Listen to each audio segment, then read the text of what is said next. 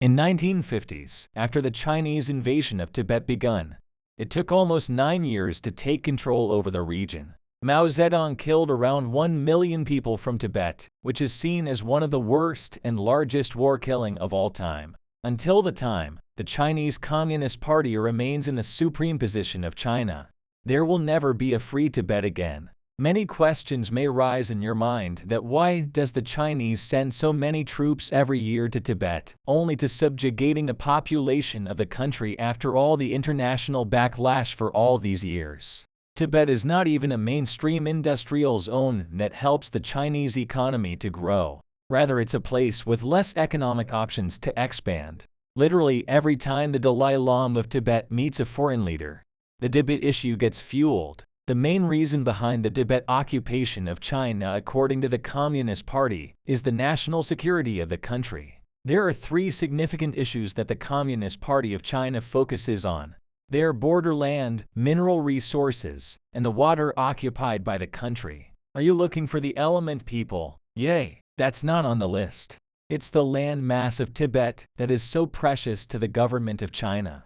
Tibet is currently 13% of the total land mass of China, and this unprivileged land works as a barrier from neighbors, which protects the other 87% of the Chinese land. However, Tibet has historically been larger, of which only 13% remains today. Thanks to the complex political distribution by the Europeans in the past century, the Himalaya region was mainly a part of the modern-day Tibet. Now the Himalaya region is divided into China, India, and Nepal. The mountainous region of Tibet is what makes it so valuable for Chinese national security. The harsh weather conditions of the mountain region of Tibet makes it almost impossible to invade from the other sides. And this is a major advantage for China against India in any warlike situation. And obviously India has never been China's friend in the past 70 years. And the two nations are competing in every aspect to become the regional power. If anyone from India tries to enter China through the Tibet borders, there will be a hike longer than 20 days, which is full of extremities. If Tibet becomes a free nation, who would lose power? It's obviously China. After years of oppression, Tibet will never be friend to the Chinese, at least for the next century. So from being a Communist Party agenda, Tibet has now become an agenda for national security for China. Well, Tibet has these unassailable mountains in one side. The other side of the region is also rugged, but those are not mountains. And with time, China has developed good communication channels in the region, which is making the Chinese occupancy stronger with time. There is also a rail line constructed between Tibet and China. Even if you look into historical perspective, the Chinese have always understood the value of Tibet for their geopolitics. During the 1900s, the ruler of China was the legendary Qing dynasty. The Qing dynasty and its policymakers strongly opposed when the British started building roads from India to Tibet in the early part of the 20th century. And today's Communist Party also don't want Indian army closer to Beijing.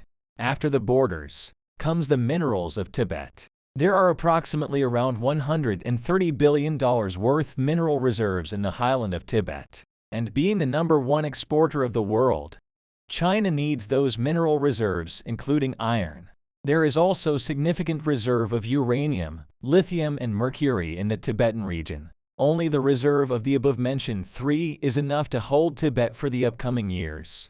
The Chinese government has already started the process of extraction in the region. Currently, the leading exporter of copper to China is Chile, and the Chinese government has started providing incentives to the national corporations to invest in Tibet. The Chinese government is not even following any environmental guidelines while the extraction process is initiated. This has made Tibet a very hazardous place with extreme natural conditions. The air, soil, and water of the region is getting polluted extremely for the Chinese extraction of resources.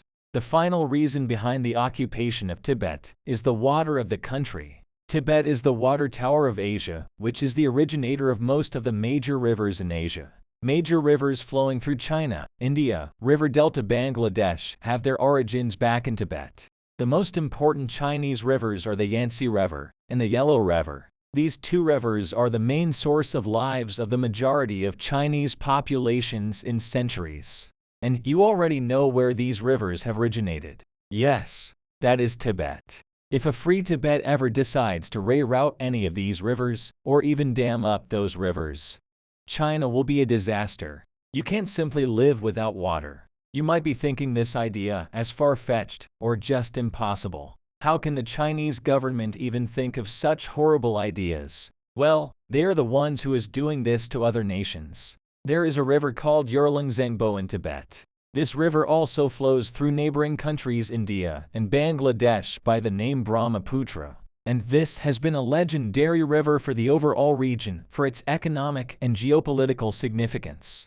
The Chinese government has already started the process of damming up this river. China has built a hydroelectric power station in the region using a dam in the river. And the country has already started the construction of 2 more dams in the region. Also, the country is planning to reroute the river to the north of China, which is a dry region.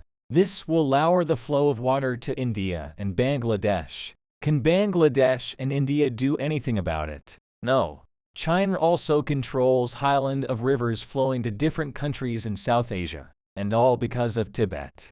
Tibet provides China the power to take control over the water of large portion of Asia. There are the 3 main reasons why China will never free Tibet. We can only hope for a less brutal approach from the Chinese side.